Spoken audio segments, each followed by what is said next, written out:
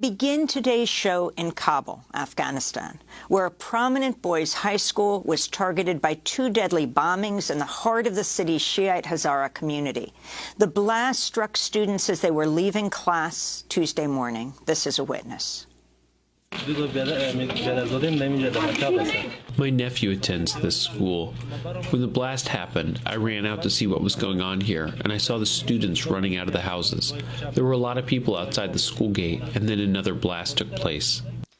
Western media reports at least 6 people were killed and 20 injured by the two blasts, but witnesses and Hazara leaders say at least 126 people were killed in yesterday's suicide attack and at least 73 people wounded. Many were teenage students. No group has claimed responsibility yet. The attacks are similar to previous strikes credited to ISIS-K, the Afghan branch of the Islamic State. For more on this and the security situation in Afghanistan under the Taliban, we're joined by Bilal Sarwari, Afghan journalist who reported on Afghanistan from Kabul for 20 years. He fled the country after the Taliban takeover last year, joining us now from Toronto. Bilal, welcome back to Democracy Now! Thank you so much for joining us. Can you explain the significance of what took place yesterday? Talk specifically about the community that was targeted and what this means for Afghanistan. Thank you. It's good to be with you again. This was a brutal and deadly attack targeting students from the Hazara and Shia community in the Dasht-e-Barchi neighborhood. A neighborhood that has actually been targeted time and again, whether you talk about the Republic or whether you talk about the Taliban in power. And this was a massacre. I mean, parents working as drivers, parents who are farmers from central Afghanistan, from Hazarajat, were investing in the education of their children. They simply hope that they will be the doctors and engineers and future leaders of Afghanistan. Instead, they were murdered, some of them, or missing body parts are the only remains that parents have. And what we also see is a failure now for nearly 20, 21 years where the Hazara community, the Shias, are, not protected, that they are being targeted for being Hazaras. So you kind of feel, the pain for Hazaras because they are being targeted for who they are. But at the same time, we also see the Taliban jealously and forcefully guarding a narrative that suits them, a narrative where they say Afghanistan is an island of perfection under the Taliban, everything is okay. And even if you look at the official accounts of what happened yesterday, the Taliban were very, very quick to downplay this incident. And we also saw Taliban soldiers actually beating some of the relatives of the victims, and they also prevented people from donating blood. So it is, quite heartbreaking to see, the Hazaras being treated in such manner. And Bilal, could you talk about how large is the Hazara community within Afghanistan? And also, although we don't know for sure that it was the Islamic State that was responsible, there's a lot of suspicion that they were behind it. How have the Taliban been dealing with the Islamic State? Has it been growing in size, or what's been the government's policy toward them? Well, the Hazaras and Shias are the beating heart of Afghanistan. This is a community that has invested in education. Their, students coming from places like Bamiyan, from Daikundi and Ghazni, have dedicated themselves trying to, get the education. So they're extremely hardworking.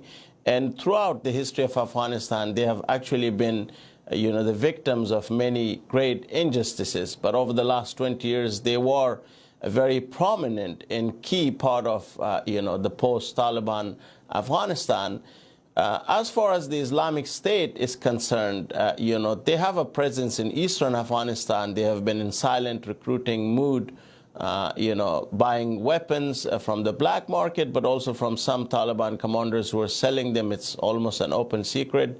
and the presence of the Islamic State in northern Afghanistan is actually there, and there's a risk that certain Taliban commanders, especially the non-Pashtun ones, would be joining the Islamic State. So this is a major threat to the Taliban as a government, but they're also a major threat in terms of having the foreign fighters, the flow from places like Syria over the last 8-9 months when the Taliban took over. The Taliban would like you to believe that they have a fix for this. The Taliban would like you to believe that they could defeat, Daesh, the Islamic State, but that is easier said than done. If you just look at also news coming out that the Islamic State launched a rocket into Uzbekistan from northern Afghanistan.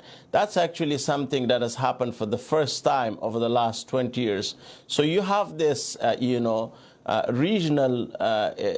fear coming from Afghanistan. The region is extremely scared. What happens now that the Taliban also are hosting thousands of foreign fighters from Al-Qaeda and other transnational jihadi groups, not to forget the fact that the Taliban have officially opened suicide battalions and brigades within their interior ministry, within their defense ministry.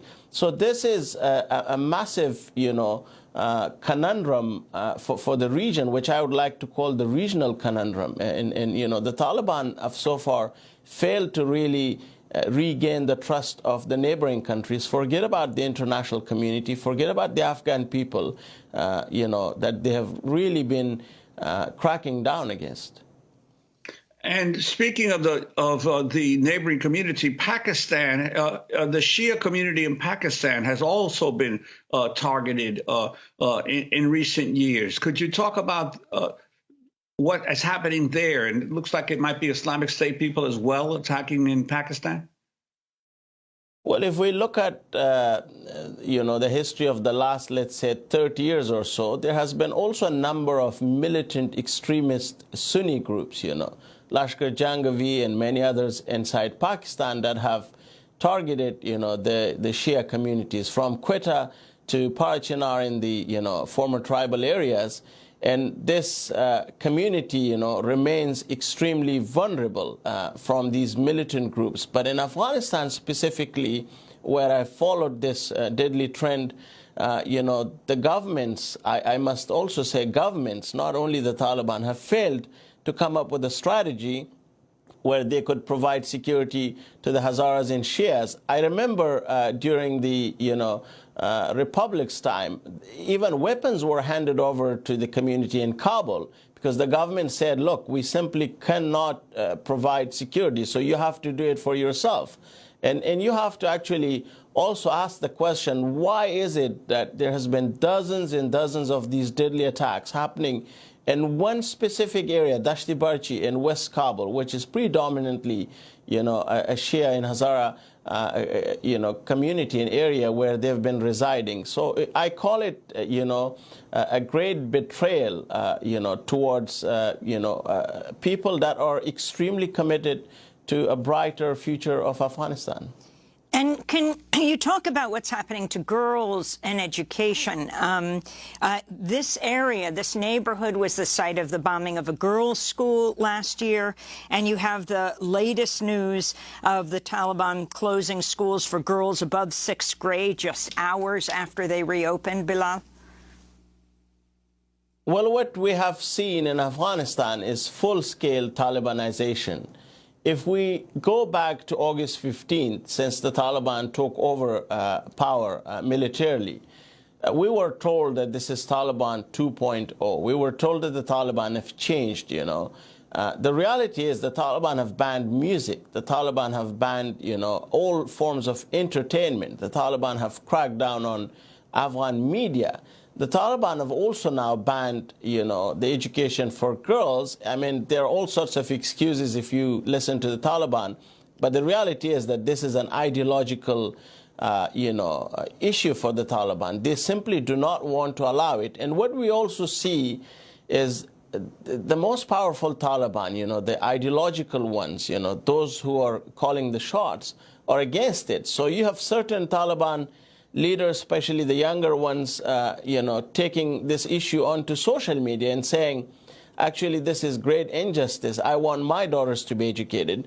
And it's actually quite depressing at the moment, because Afghanistan is a country where millions of girls will not be able to, achieve their dreams of becoming doctors and engineers and, teachers. And if you look at the last 20 years, the Afghan women have played a massive role in rebuilding the country, and especially people who were born in 1998, 99, 2000.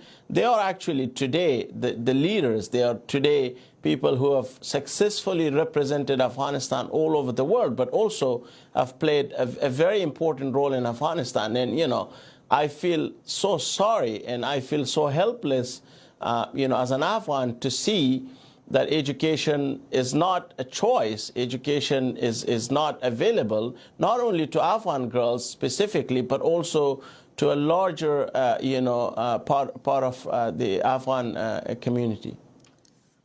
And yet, with all this, Bilal, you have this week 40 organizations, including Unfreeze Afghanistan, 9/11 Families for Peaceful Tomorrows, writing a letter to President Biden urging him to reverse his decision to block the Afghan Central Bank from accessing $7 billion of Afghanistan's money held in the United States to prevent this looming humanitarian catastrophe of hunger. Can you respond as we wrap up? Well, this is, part of the consistent failures of the Biden administration, how he, conducted things in Afghanistan. Afghanistan could have had a peace process. Afghanistan could have had a comprehensive and permanent ceasefire. And in the manner that, he ordered the evacuation in the 11th hour. But it is also the responsibility of the Taliban. It's now on the Taliban. They're not the insurgency. They're the government. They have to do good by the people of Afghanistan. They have to treat the people of Afghanistan respectfully, and they have to actually regain the trust of the international community. And when you speak about, the unfreezing, people like myself have lost money, that I had trusted the banks with. So the money actually belongs to the people of Afghanistan, and at some stage you would kind of hope that there would be a sensible and logical solution coming out. And Afghanistan today is facing extreme levels of poverty. Millions of Afghans are facing the risk of mass starvation. And that in itself is the tragedy of 21st century. And it actually shows you what a waste it was over the last 20 years, investing billions of dollars, all that sacrifices. And the end result is the epic failure that we're experiencing today.